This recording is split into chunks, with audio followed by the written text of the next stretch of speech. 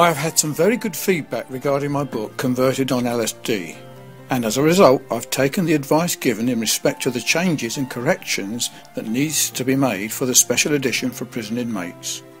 I'm very pleased to share with you a commendation of my book from Reverend Greg Haslam, the Senior Minister of Westminster Chapel, London, and he writes, 1.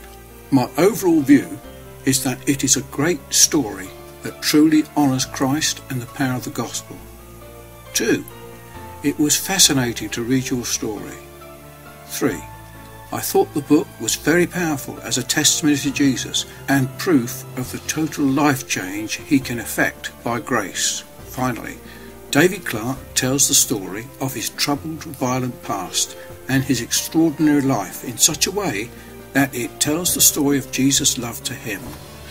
Reverend Greg Haslam, Senior Minister, Westminster Chapel in London. As a result of the feedback, this special edition takes into account those matters raised, and my intention is to relate how I was converted from crime to Christ with a view to help others. This testimony of mine is not meant to be controversial.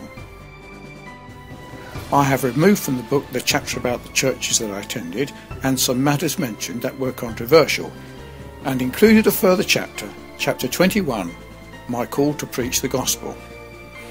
When looking at this, I recalled the old television recording of me giving my testimony at the Burton Church in 1983.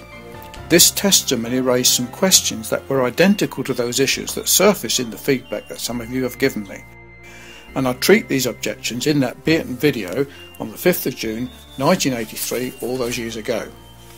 My book treats of my life from crime to Christ,